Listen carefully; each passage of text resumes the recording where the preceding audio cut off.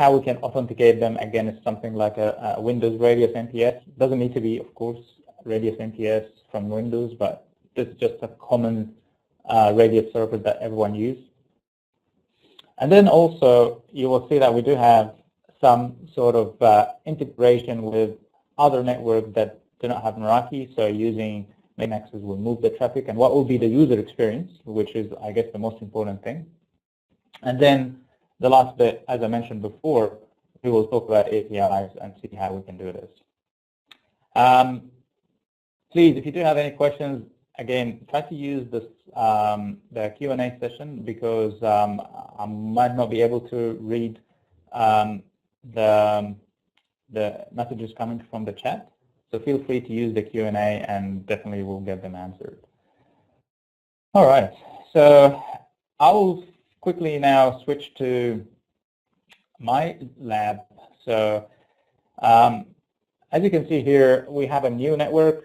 Let's say I want to build a network that allows secure access and also have the smarts of SD-WAN, and then we will cover like how we can enhance security, and after that we'll talk about APIs, as I mentioned. Just gonna get a quick sip of water, and then we're gonna get this going.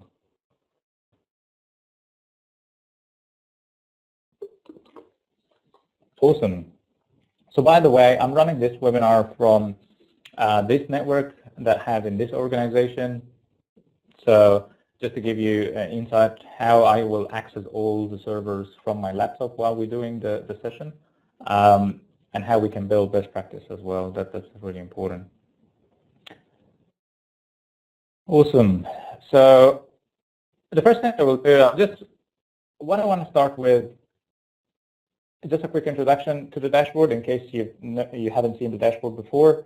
On the left side here, you can see there's a list of networks. So that network basically will represent a site. And then when you go to a network, you will see the hardware that you purchase. Basically, if you have only Meraki SD-WAN and Meraki wireless, then you wouldn't see the switches. But if you add a switch to the network, you will see there's a new menu here for the switch. For our demo today, what I want to do first is build a system manager network where I will use this network to manage my endpoints. So I want to make sure any corporate device I do own, I have full control over it, and I can actually manage it remotely. And of course, if someone steals that device, I'll be able to go and wipe it 100% or completely. So I'm just going to name this network System Manager, maybe corporate devices, and then that one will be EMM.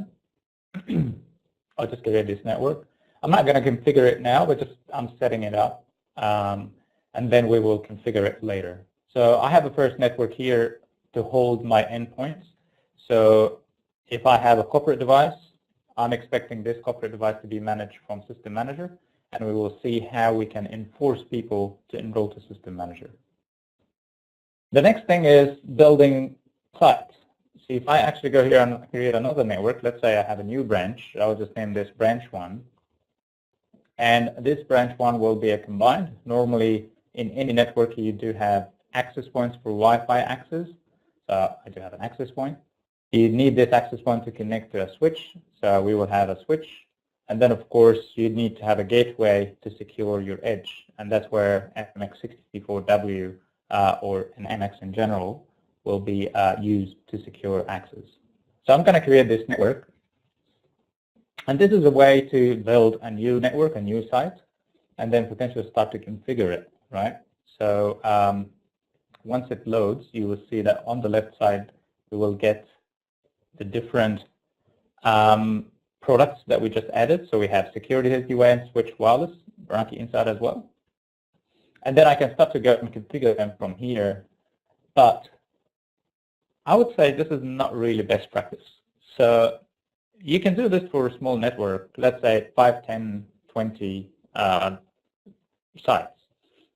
But how about if you do have like thousands or even like, I would say even hundreds is difficult to manage that way. What would be the mechanism to try to have one rules apply to all of them? If I do want to change something, it would get applied to all of them.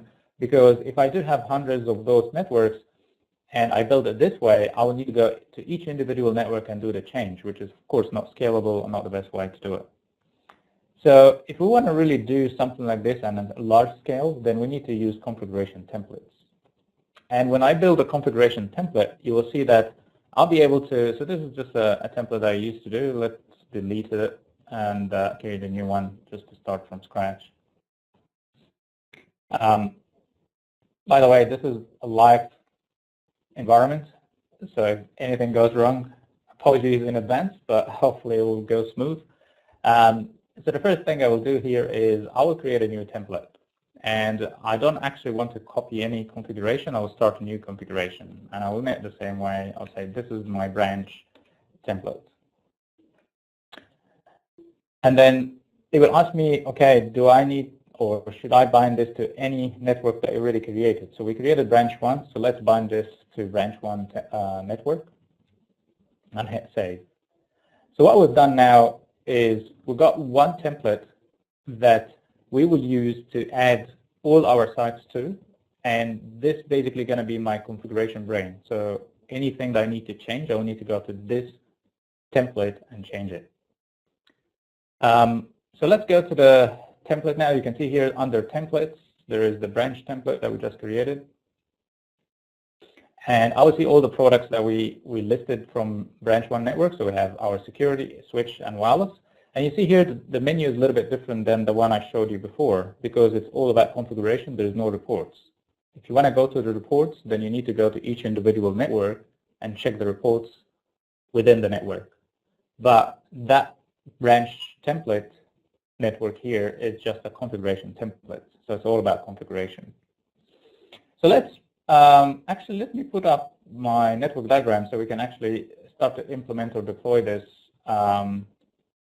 And not flipping between the presentation and a network diagram. So you see here, that's what we're building. So we need to build the MX switch and access points.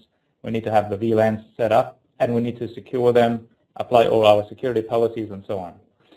So the first step here is to, of course, build the VLANs. So there's two modes that we can set up the MX on. I'm going to put it in routed mode, and we will talk about the path-through or the VPN concentrator later on. By default, we use a single VLAN. We're actually going to use multiple VLANs. So the first one here, we mentioned it's management. Here's a good point that what we can do from the template, we can define like a super subnet and let the dashboard release IPs for my networks. So I can go here and say, I have a /24 pool, and I want to give /28 to each individual network I'm adding to this template. So in this case, basically, I'm going to allow my configuration template to randomly assign IPs within this range, and it will be /28. Of course, we can go to each individual network and override that if we want to, but if you actually do not have a specific IP schema that you need to apply, you can actually let the dashboard do that for you. And quickly create the other VLANs. So we have voice, and we said voice will be this subnet, will be .12.0, and this is /22. And we're going to use /24 out of that. Oops, I didn't put the VLAN ID. So here will be VLAN 110. Next one, I will create a VLAN for my corporate devices. So that would be like the most open VLAN, making sure that having this VLAN for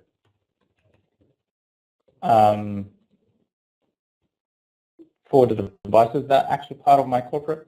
So and this we will apply some rules for this one later on. I've got a question: is using VLAN 1 as a management VLAN best practice? Of course not, because that's potentially everyone using VLAN 1 to do that. Preferred not to be, but again, it really depends on your infrastructure and your setup. So up to you. It's definitely not an ideal way of doing it. All right. So the limited here, we /20.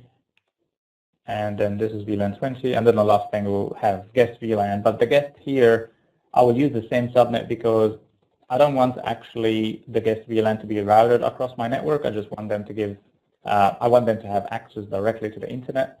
So I'm just putting one VLAN here for guests, and this VLAN is not going to be part of my side-to-side VPN communication. All right, so we created the VLANs that we had there. I guess the next step will be securing those VLANs, making sure I apply the right rule for the VLAN. So what I need to do here is create some group policies. So define, what kind of applications or what kind of access I should give to those VLANs. So the first thing I want to do is for my guests. And for my guests, I will actually block communications to any private subnets. So I'll go here and say anything going to 10/8 subnet to be dropped. I also deny traffic going to all the super subnets, so like 0/12, and also 192.168.0/16. So by applying this, I didn't apply the group policy yet, but this is more defining the group policy. So this one here for my guests, they will only get access to public IPs, not private IPs. Maybe for my limited group, that's potentially something I can apply to a user using their own device, not really corporate device. So maybe I will block them from accessing my email. So productivity, I'll just go maybe block them from accessing Office 365. Again, you can customize your policy here based on what you want to do for your bring your own device policy.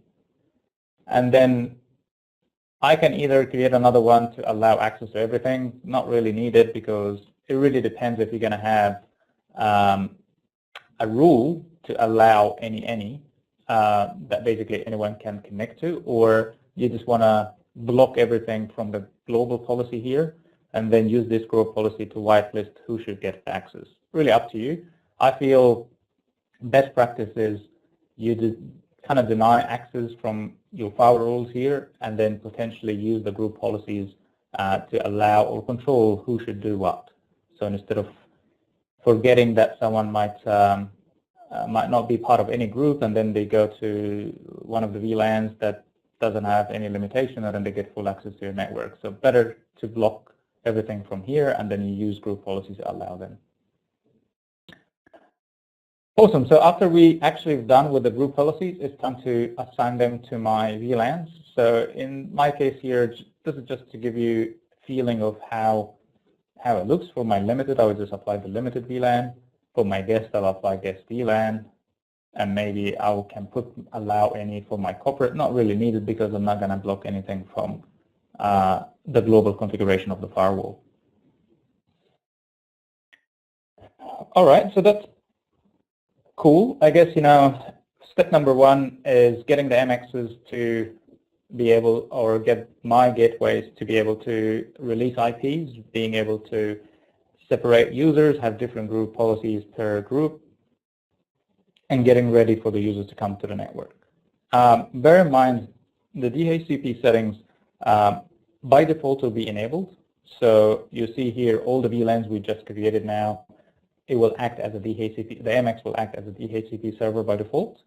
So if you want to go and do not respond to DHCP requests from specific VLAN, you can just go here and say do not respond. Or if you do have a DHCP server somewhere else, we can relay to that server, so I can put here the IPs of that server. Of course, best practice is not to allow management VLAN to have IPs. Again, just avoiding someone to plug in to a port that access point is connected to and then potentially get access to your full network because it will get an IP. So better not to have DHCP for your management VLAN. In our case here, I have to keep it because I wouldn't have access to each individual device and hard code the IPs, but this is just basically give you some insights around what could be best practice. Apologies, I'm getting sometimes distracted with the messages that are coming through. So if you feel me that I'm hanging, that's potentially because I'm looking into the messages coming. So apologies for that. All right. The next stop here would be configuring my switch. So I need to make sure also I have a template for my switch. So I need to create a profile. I'll just name this profile. The switch I have in this demo is MS220. I selected from here because every switch has a different port count. So I want to make sure that I do have templates or profiles for each individual switch that I'm using. And of course, the configuration will get applied to the switch once you get them binded to your template. So if I click here, I can bind the switch, as you can see, and then I will see the switches that I have in my network. Hopefully I see the 220. You see that 220 is out there. I just can bind it to this profile. So if you do have 220, I'm using old switch, but if you have 120, 24, or maybe 250, 48 port, you just need to create a profile, and then whenever you add the switch, you add it to the template.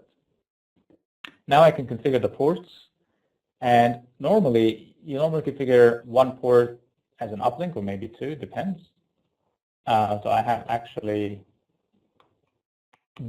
one uplink in this case, and then I have made another port. I will just use it for AP, so port number 2 will be used for AP, and then because I'm not expecting this port to be connected to any switch, so I'm not expecting any PBDU messages to come through, so I can actually enable PBDU guard. So in case I see any switch connected to this port, it will automatically shut down.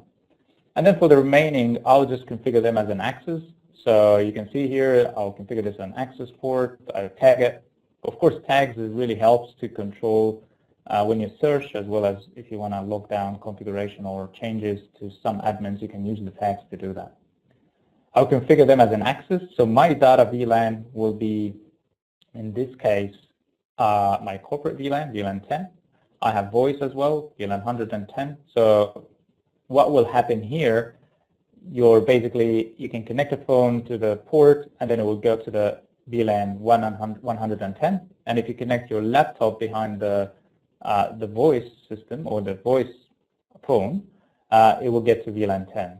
And that's how it works. So you get actually two VLANs on the same port. Again, I'm not expecting any switch to be connected there, so I'll configure this as PBDU guard and hit update.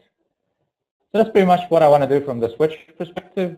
So now I have my switch ready, configured with the right kind of VLANs and tags. The next stop will be wireless. In the wireless side, I guess what we need to do is we need to configure multiple SSIDs. So I want to configure first SSID for my corporate devices. I'll create another SSID maybe for my bring your own device policy or users coming with their own devices. And the third one will be for guests. So I don't want my guests to access any of my local servers. So I created 3 different SSIDs. I will start with configuring my guest to start with, because guest is pretty easy and straightforward. So I use guest from this drop-down menu here. What I want to do for my guest is get them splash page welcoming them and potentially allow them to accept my terms and conditions and then get access to the network. I do have an option to allow them to access non-HTTP traffic before they sign on. Actually, I don't want that because it's not the most secure way. I will block all the access unless they finish or accept my terms and conditions. I do have an option to make the access point, excuse me, release the IPs, and it'll be 10/8, and that one will have direct access to internet. You do have an option to do that. Not ideal for roaming though. So if you do have users roam a lot and have phone calls, potentially every time they move from one access point to another, they will get disconnected. So what I will do in this case, I will put it in a bridge mode, and then I will protect my network using some security rules. Of course, I want everyone here to be part of my guest VLAN, so VLAN 101. So that's basically how I tag them. And then I can do band steering, which basically use the 5 gig. Depends, of course, if the endpoint has copy capability. All right, so that's pretty much it for guests. I can go back to the splash page now and customize it. So we do have some templates, but if you want to go and basically code the splash page and change the HTML coding, you're more than welcome just to go here and do it. I'll just go here. This is basically my T's and C's, if I can write this correctly. And then I can redirect them as well to maybe our website. So I'll just say meraki.cisco.com after they log in. We're going to test this. I have my iPad next to me, so I'll give you some visibility how the user experience will look like. Also, I can do something that I guess is quite common, that you do have your guest SSID only enabled during the work days, business hours. You don't want to have people coming after hours using your access point, using your SSID.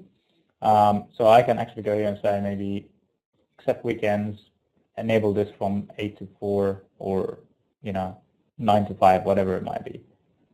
So access point in this case will only allow or broadcast this SSID during this time. I'm not going to do this now, but this is just depends on if that's something you want to do or not. That's up to you. All right, for my users that bring in their own device. So I think there's no harm for people to use their own device to connect to the network. At first, I need to validate their identity. So I use a radius server in this case. And I'll put my radius server details here. So I do have a server that we're going to access in a second. They normally use by default port 1812, and I'll put the password just Cisco. In our case here, we will have this in a bridge mode. I want to use VLAN tagging because I want to use VLAN 20 for the people coming through this SSID. So I want to make sure I ignore the attribute that coming from radius and basically force them to VLAN 20 because I don't want them to get full access to my network. And then I hit save. So we will need to build the radius server in a second, but this is just to how to configure the Meraki part, and then we can run the testing later on. So this is fantastic. I actually now have a rule for my guests who do not have Meraki System Manager on their endpoint to basically log in using their credentials, but I'm going to put them in a limited VLAN, which is VLAN 20, and then I have all my rules in VLAN 20 to limit their access to my network. For my corporate devices, I want to give them full access, but still I want to make sure they authenticate against my radius server. So I'm going to authenticate them to the same server. Again, same port. And then what I want to do, I want my radius server to allocate the VLANs for those users. So let's say I have users that they should get full access to the network. So that's VLAN 10. But maybe some users, even they have endpoints from us and we manage it 100%, I want them to be VLAN 20. I want them to be limited. And this is quite a common use case. So I need the VLANs to be assigned for my radius. So potentially all what I need to do every time I have a new user to go to my radius or Active Directory and put them in the right group. And then what will happen, that access points and the MXs will get the right VLAN and then start to apply the right rules for them. But I want to add one more thing, which basically here has System Manager as a second layer of validation or authentication. So I want to make sure not just they have the right username and password, I want to make sure their device is actually enrolled to my System Manager so I have full control over that device.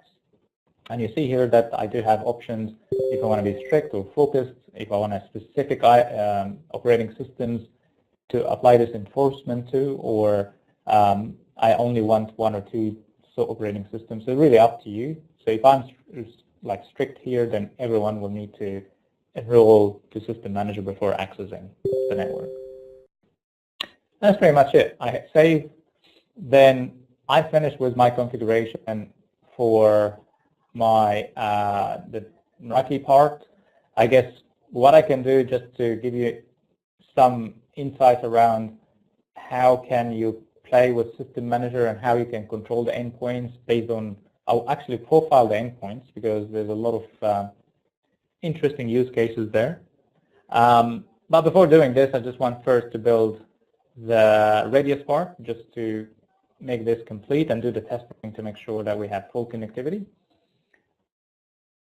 In fact, I won't be able to join now because I don't have full communication. So I build this part, but that MX doesn't know anything about this MX yet. So what we need to do here is to enable side-to-side communication. So I'm going to side-to-side VPN, and then I will apply this site to be my spoke. My hub here will be the DC, so that applies. That's already built. And then I can define which subnets to be advertised. So I want to advertise all subnets except my guests. And you see here, the guest, I don't have the option to advertise because it's going to be the same across all my sites. So if I advertise the same subnet from all sites, it will be actually causing routing problems. So the dashboard is smart enough to tell me, no, you cannot actually even do that. So I hit save. That basically will allow me to communicate with my data center and then potentially get access to my radio server that I have there. Keep in mind, this template is currently applied to this branch. So any changes now we do in the template, it actually is getting applied to the branch. So now the branch should start to build the tunnel with the head office or the data center and start to exchange routes. So let me try to connect to my radio server now and see if what we've done is working. I do have my remote desktop. All right, so this is just a new NPS Windows machine. I have NPS enabled. Nothing configured yet, so bear with me. I'll just quickly go configure 2 different users, have them in 2 different groups. So I'll be able to allocate different VLANs when they authenticate. So I'll just go here and say for user 1, the username will be user 1, and then I'll put my Meraki password. Of course, this is just for demo, so I'll make it never expire. I'll add another user. I'll name it user 2. Same thing.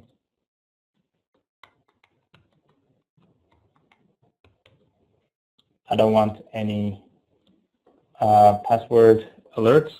And then what I want to do next is create a group. So I want to be able to define groups for those users. So I'll just say this is group VLAN 10 and a group VLAN 20.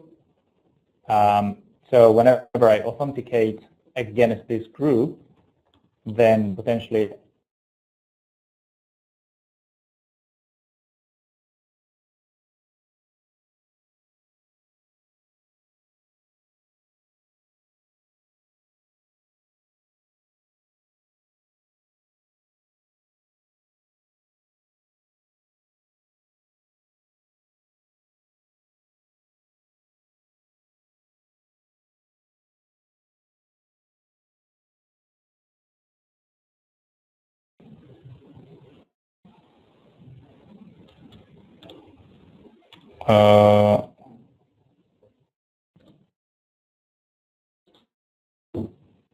can you still hear me now? Okay, good. For some reason, the audio dropped. All right, going back to the groups. So as I mentioned here, you do have an option to group your users, and then later on, if you have a new user coming into your organization, you just add them in and add them to the right group. Next step will be doing the configuration on the NPS server itself. So I will need to make sure I apply my policy. So if I go to NPS, I'll be able first to add my access points and potentially my switch as client. So there's 2 ways of doing this. Either to go, because we don't use controllers, so you will need to add each individual IP, or we can add like the management subnet, because my expectations here, all my managed like all my APs and switches will be part of the management subnet. So in our case here, I'm just going to go and put my management VLAN, which is 10. Actually, yeah, it's 10.155.155.0/24. The password that we put when we configure the radius on our access points there, or SSIDs, need to match here. So I put the same password. And now I need to create my .1x policy. So I go here to my .1x. I'll just create two different policies, one for VLAN 10. And basically, I use my AP and switch. I'm going to use PEEP for authentication method. And then here, I will add my group VLAN 10. And then I can assign my attributes from here. So I'll just go and say, I need to assign a VLAN. The medium type will be 802. And then the actual VLAN string will be VLAN 10. And that's it. So once I do this, that means anyone going to authenticate against VLAN 10 group, they will be allocated to VLAN 10, or the radius server will release VLAN 10 to the access point of the switch. So I need to do quickly the same thing for my second VLAN, which is VLAN 20. Oops, let's name it here VLAN 20. Again, I assign this to group VLAN 20. And then I'll configure the same attributes, but I'm just going to change the string to 20. All right, here we go. And the last bit is 20. All right, now what we will need to do is to test this out. So if I go here to my policies, I can see network policies I have 2, and the connection request I have 2. So going back to my dashboard, we have side-to-side VPN configured. Let's test out from my access point if I actually can reach out to the server and can authenticate and actually can see the radius allocating VLAN for me. So I go here, user 1, Meraki 1234. As you can see, because it's template, this template might not have any active devices on it. So I have to choose from the networks that binded to the template, because this is the real MX, or the real access point we have. In this case, I'm choosing branch 1 because this is the only network I have active, and then I can run a test. So what's happening now, the access point is trying to connect to the radius. I get an error there that potentially my password is wrong. Hopefully I typed the right password. Let me try again. Okay, that's better. So I see now it's passed. I can see the actual radius server is allocating VLAN 10 as an attribute for this user. So you can guess if I put user 2, it will potentially allocate me to VLAN 20, right? So that's how you can let your radius server control your users. So all what I need to do after this, I need to play with my radius server, how many groups I want to have, how many VLANs I want to create, and then let the radius server to control which VLAN those people should be allocated to. So the next step, how can I use System Manager to profile my devices? So we make sure now that we made sure the devices will be authenticated. I know their identities, but let's actually do some cool stuff with System Manager, because our corporate SSID need to make sure your System Manager is actually applied to your endpoint. So the first thing I want to do is I want to create a profile with System Manager. So whenever I get someone enroll their device, I want them to get this policy applied to them. So this will be corporate policy. So what's in this corporate policy will be, I'll apply some restrictions. Maybe I'm not going to allow you to use the camera, or I'm not going to allow you to take screen capture. That's potentially my policy. You can see there's a lot of things you can control, but I'm just going to go with those simple ones that we can demonstrate. And I hit save. And then what I can do next, maybe I apply or push some applications. So by default, System Manager will push Meraki MDM application. or system manager application. But let's say I just want to apply or add another application, something like speed test, anything. So it's looking, because I'm saying this is iOS, it's looking through the iOS store, and here's the application. Of course, I can apply this to all devices, or I can apply devices based on tags. So if I want to go and differentiate between users to say this is IT people, then they will have an IT tag, then I can apply this specific policy to them. Or this is my exec team will have different tag, and then I have different application. Or if you're school, for example, we can have different grades and potentially apply or push different applications to them. So I'm not going to go, of course, if we have just 2 hours just for system manager, it will take up all the time. But what I want to demonstrate to you here, like how you can use system manager to profile the endpoints and start to apply policies based on what application they install and what kind of things they do behind the scenes. So while we're talking about that, so I have now managed to push or have an application pushed when the device gets enrolled, and also the settings. And by the way, with the settings, I can maybe push profiles like my SSIDs or my VPN settings, so you don't need to go and tell them how to do client VPN and so on and so forth. So there's a lot of things that you can play with, but you know, I won't be able to go and touch on every individual feature. The next stop here, I want to make sure that people obey my rules, and if you do have anything that I'm not interested in, I'll be able to know about it first, and second, I'll be able to control them when they are on our network. So here I'll just, in this policy, I'll just name it no YouTube, so I don't want people to use YouTube or install YouTube application. And here I can actually go and find YouTube app and have this policy applied to them, and I'll put it as a blacklist. So if I actually see anyone download YouTube, then this policy will alert me, so I'll be able to see that that person downloaded YouTube, and then I will show you how we can apply network policy to block them from my network. All right, so my system manager now is good and ready to go.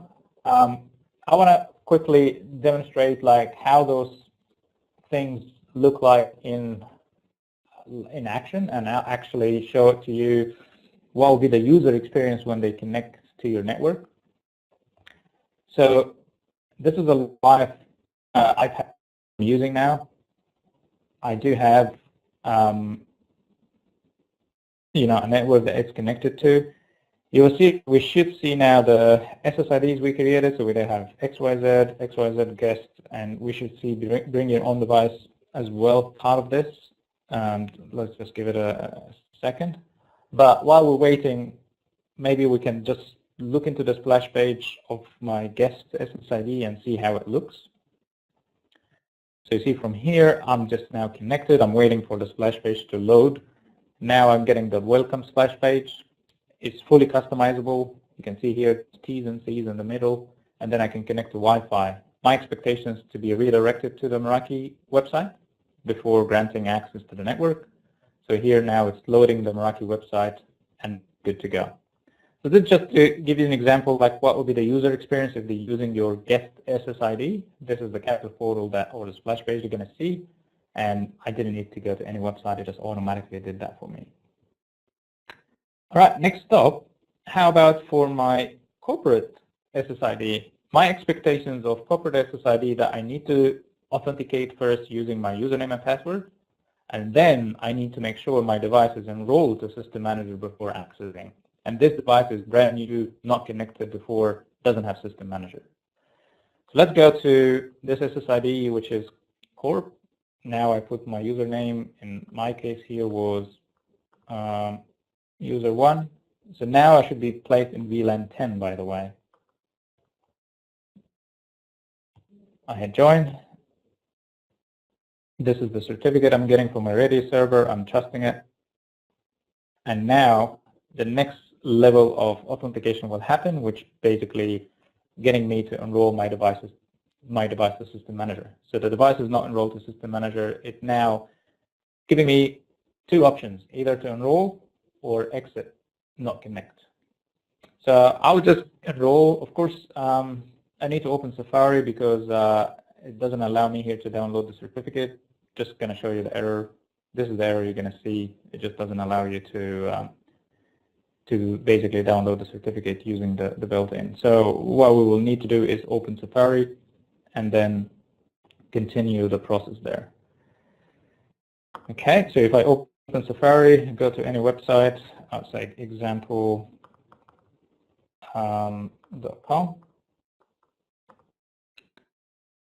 you'll see now it's not allowing me to go to the website. It's asking me to register, enroll myself to System Manager. So here we'll download certificate.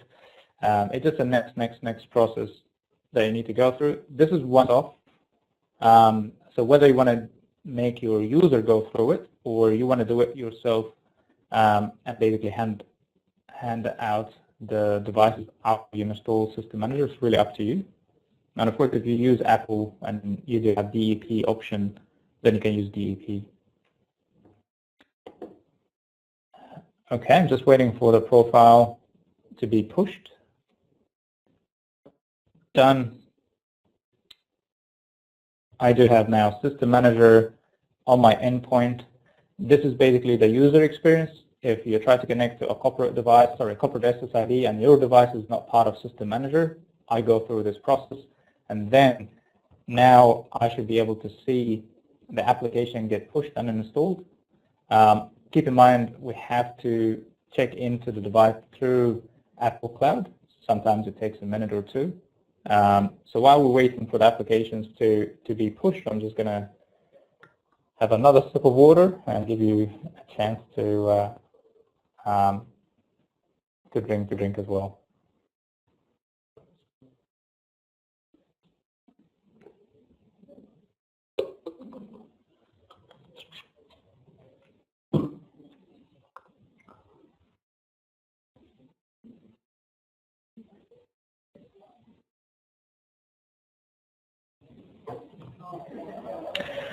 One thing to note here, because this device is not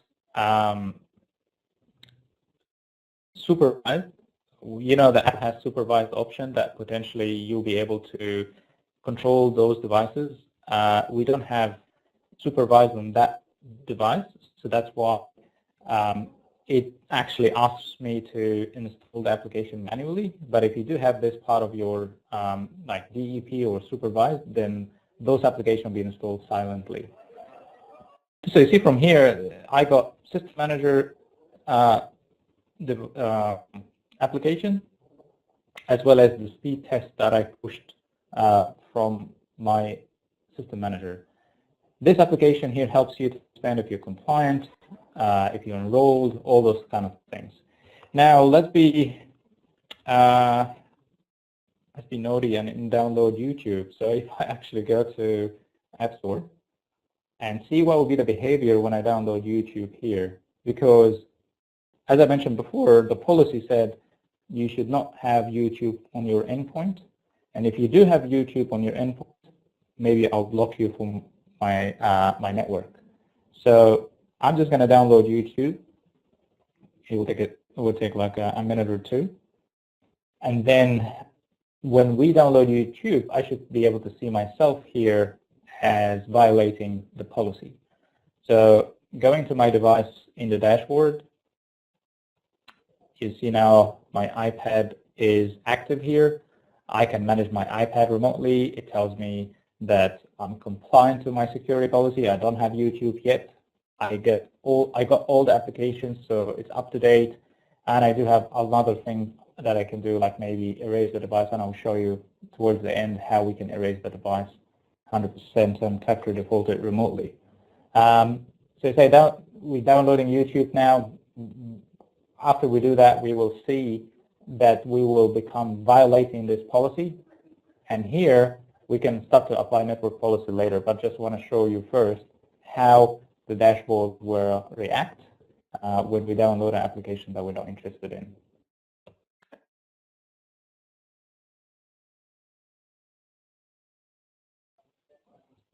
So while we're waiting for the application to get pushed, you see that we do have an option here for having that device supervised. again, this is an Apple feature. If you do supervise it, it will push applications silently. You will actually have more control over those devices. Like, you'll be able to control more features there. So this one is not supervised, so that's why I won't be able to control everything. But at least you will get a sense of, if you don't have supervised, what kind of control you do actually have. Look at this. Straight away, after downloading YouTube, it tells me that I'm not compliant to my security policy. If I refresh this, I will see here will become red from green, that you can see that I'm not compliant to this policy now. So most of the MDM vendor will stop here. They will tell you, alert you that Fatty now downloaded YouTube, do something.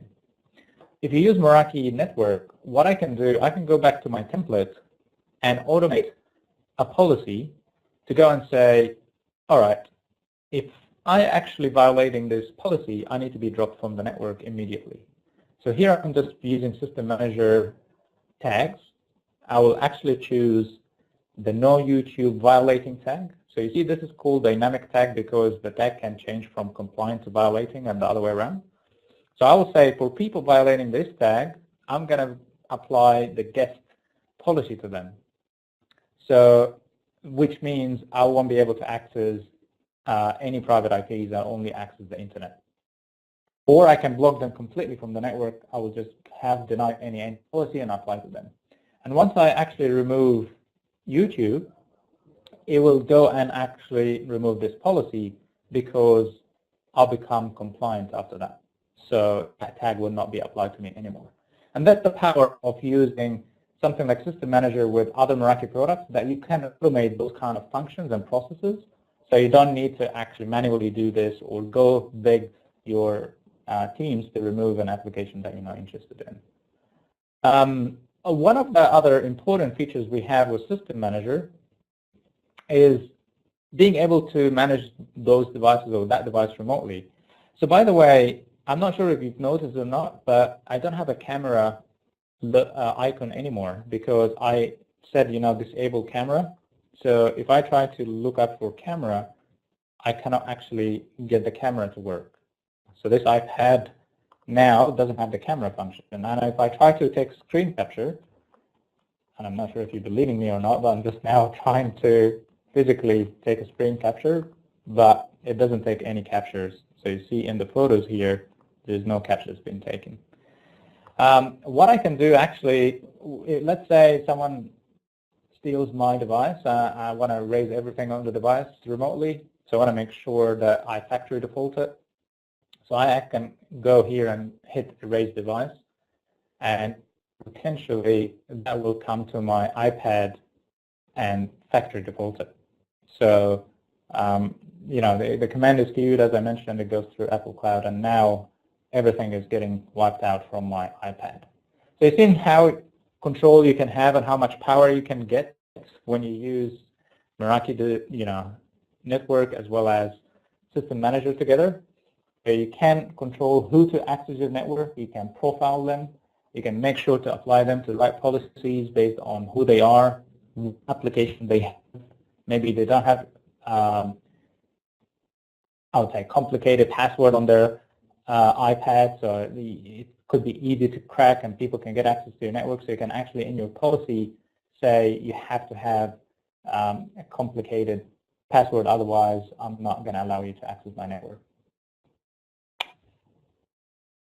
All right, I guess before jumping into the APIs and talk more fun stuff, I want to do one last thing, which is getting secure access extended to my switch.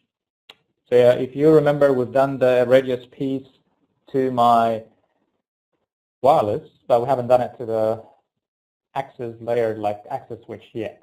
So let's do this quickly and then jump into the APIs and answer some of your questions. So inside my switch template, I can actually go here and create a profile. I'll name this one access policy. I'm going to use radius again to make sure I authenticate against the same server. So this is 53, 1812, same password, And then I do have different options here that I can use. So first thing, I can use single host or multi-domain or multi-host or multi-auth. In our case here, I'm going to use single host. For the people that won't be able to authenticate against Radius server, let's say they guest and they still need to connect to the network using cable, then I can place them in a VLAN called get VLAN in case they don't have enough, they don't have credentials. So I will basically say, I'm going to prompt you first with username and password to enter. If you don't have it, then I will put you in the guest VLAN. And then I will bypass authentication for my clients, voice clients, because I'm not expecting those clients to authenticate against Radius. And I can even do the same thing that we've done on the wireless for System Manager to allow devices enrolled to System Manager to access your network. So if you're not enrolled, you won't be able to access. And I can create multiple policies and apply them to different ports if I like. All right, that's pretty much what I want to configure. Now I just need to go back to my Radius quickly to do the policy for the switch. So in this case, it'll be wired, and I'll just name this quickly switch. For simplicity's sake, I don't want to allocate VLANs, but you can do the same concept, allocating VLANs. I'm just going to here put the two VLANs we have in the same bucket. So we're going to get the data VLAN, which is VLAN 10. Oops. I'm going to put this 20. All right, so I'm authenticating both groups I have. I don't want to do any attributes. I'm going to hit finish. And now that's all what I wanted to configure. By the way, my iPad now has been fully factory defaulted. So you see from here to start from scratch. Cool, let's go back to test this. If I go here, put user one and the password, hopefully authenticates pretty good. I'm now authenticated, no attributes, good to go. Next step is applying this to my ports. And here I can use the tag to filter out the ports. So I can see here I do have all my access ports are there. I'll just go select all, edit, and then apply this group policy I just created now called access policy. Hit update. I'm good to go. So if you look into what we've done now is we've got the network to be secured. We've got the network to integrate with the Radius server, have multiple VLANs using System Manager, making sure if I have a guest, they get allocated to the right VLAN. If I have a corporate device, it will be different VLAN. If I have a bring your own device policy and someone coming with their personal phone, they still can connect, but maybe they won't access certain application. And that's pretty much what we needed to do. Like in 40 minutes or 50 minutes, we managed to get a network set up from scratch and template ready to go for hundreds of thousands of sites. So to give you a quick example, let's say I'm now having a new a new site that I want to add to this organization. So all what I need to do is create a new network. While I'm creating this network, I can actually bind it to my template. So I'll go here, say, bind this to my template I just created, and then I select my access point, my switch, and then my MX. In this case, I'll put this one, and I create network, and then I'm good to go. So that's all what I needed to do. And you know the power that you have now that you can just go and repeat this process for hundreds of sites, and even you can use the APIs to automate this. So you can create these networks using one command from an API, and you're good to go. You see from here, branch to bind it to the same network, and I can actually go and see the reports, but also I can, as I mentioned before, can go override my VLANs. Let's say I'm not really happy with this VLAN that been dynamically allocated by the MX. I can go and change it manually here to this specific site. It wouldn't impact the template that we do have there. Okay, so I think that's the first part, and I know it took a bit of time, but I guess it was important to give you an idea how you can build your sites or template that can be ready like in 40 minutes. We managed to have configuration domain ready for all my sites. If I'm a retail customer, I can have hundreds or thousands of stores binded to this template. I don't need to waste time to build this for each individual site. It just happens like that. And also, if you want to change configuration, you go to this template and change the configuration. The next step is to work on, we're going to do the integration piece with, you know, the BGP, but just let's first test the SD-WAN, how SD-WAN actually works. So in our setup today, I do have dual links. You can see here, I do have WAN 1 and WAN 2 connecting to the lab station I'm connected to, right? And it's actually communicating with a server. So I have a server there that's streaming audio.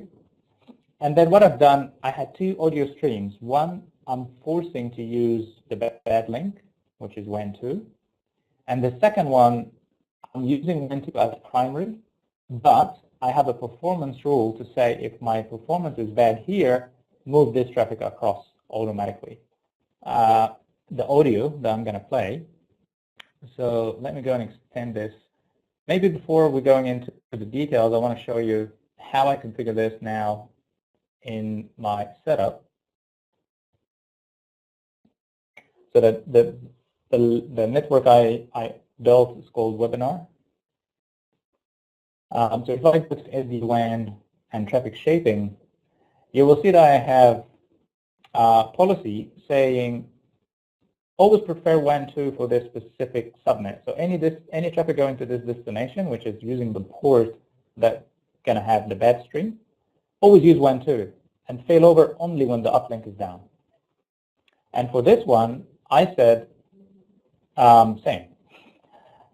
Actually, this one I said, all right, if I actually have performance issues and the screen is my classes or my thresholds, you can see here 110 for latency, 12 for jitter, and 3 for packet drops, move the traffic across, use 1.1. I will see the difference between the two streams. Let me quickly switch my audio so you can hear the actual stream and get a sense of how that actually sounds like.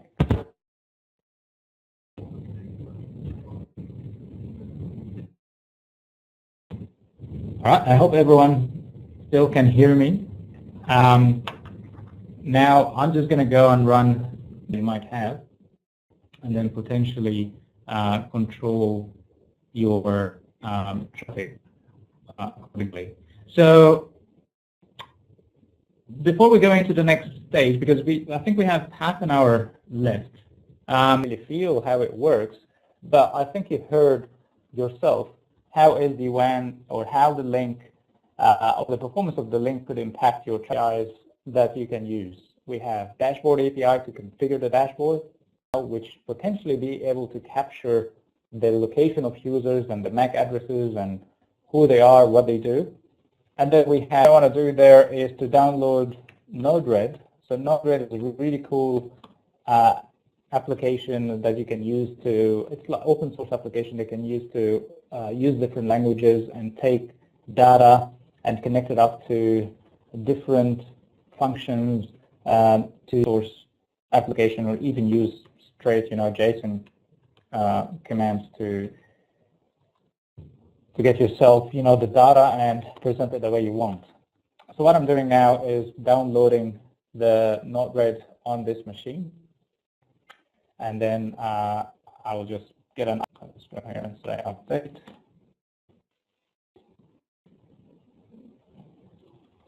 I'm gonna also get the legacy.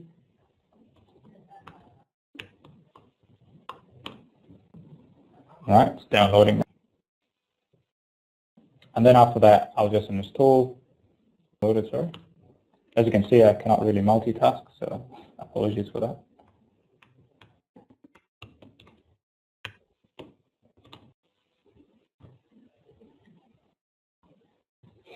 After downloading and install, so all what I need to do is to install this CMX function. So I'm just going Node-RED come true. As I said, I'm going to share the details, and it's actually on our website as well if you're really interested to follow those steps. So I'm installing this one, and the server now is ready to go. So by default, Node-RED is having port 1880. The server needs to be accessible remotely from the internet. What to do now, have port basically 1880 to be forwarded to my server, which is .51. So whenever the traffic hits my public IP that I have on the MX gateway, it's potentially going to port forward this to my server. And that's pretty much what we need to do from the upstream device. So if I go now to my configuration here, and I go to my template, what we need to do is we need to do two things. First of all, I need to try to access the server and see if the server is accessible from the GUI side. And also I need to configure the dashboard to send, the queries or send the updates to that server. So if I actually try first to go to the server, so I'm just going to use the private IP that I have here, which is 53, and the port number is 18. Interface of Node-RED that we are running currently on this Ubuntu server. If I actually search for the module I installed, it's called Cisco Meraki. This is the piece that we installed for the CMX. And I will just put here maybe the debug as well option. That's where we're going to see the messages or link them together. Again, Node-RED is quite useful if you want to take this data from this function and make some other functions to maybe post something to a website or do, MQTT to another. Like you do have a lot of control. What I want to do next here is configure my function that I have on Node-RED. So I'll give it a name. I'll just name it Meraki. I will put a secret. This is the password I'm going to put inside my dashboard. And then the validator. So if you're looking into here, we do have a validator. This is like a password. We need to copy and paste. I hit add, done, deploy. So my server now is ready, listening to my dashboard. It's now time for my dashboard to send the updates to my server. So as you can see here, it said waiting for the first contact. Next stop, I want to go and configure this inside my dashboard. So I need to tell my dashboard, please go to this server, which is the public IP address I have, and I did port forwarding already. And then I'm going to go to port 1880, and then I'm going to actually do scanning. So I will show you where scanning added into the mix. So if I go here to, again, the configuration, you see the URL should have -scanning. So you can change that if you want to. And to test if everything is actually cool, I should hit validate. And here it said validated. Now I can reach that server. So that looks healthy. And I will wait here for the message or the first message to come from the dashboard to the server. So it's listening. And then if I actually go to the payload, I should be able to see the debug. So here we'll list down all the messages that I'm hearing or listening to from my dashboard. We'll give it a minute or two. Just the fact that we did the testing here, that's a healthy. So you see now we start to receive messages back and forth between my dashboard and the server. So if I look into the data here, this is the AP MAC address. I can see the tags I put in this AP called level 21. This is the tags I applied, and this is the MAC address of my device. You can see the SSID. If I go actually even drill down more, as a dumb person like me managed to get a simple Ubuntu server, which is an open source that you can actually get for free. Familiar with WebEx Teams? It's the collaboration tool that we have here at Cisco. So you can do meetings and chats and all those things using this tool. But because this tool actually allows you to, so I'm logged in. If I actually go here to WebEx Teams, you can see I have created multiple bots. Let's create a new one. I'm going to create a bot. I'll just name this one partner. I'll name it here Cisco Partners and see if that's available. Okay, that's available. Give it a logo. I will say anything, test, and then I add the bot. So what we're doing here is within WebEx Teams, we're creating like an assistant bot to be available for me. And this is the API key or the token. This is the bot ID. This is the name and the email of the bot. So I can actually go and chat with this bot and then send some commands and see some actions happen there. So at the moment, this bot is doing nothing. If I go to my WebEx Teams, I'm just going to send anything. It's not going to respond with anything. Just to demonstrate that, I can easily go here and say Cisco partner at webex.bot. Actually, it's partners.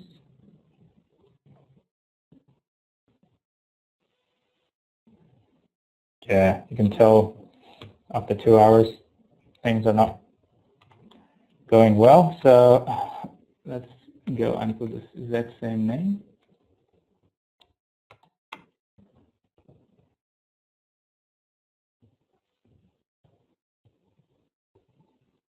You can see now this is the name. I'll just put it as my favorite, and then just show you my favorites rather than showing all the other messages that are coming through. So see here, this is the bot that we just created now using the same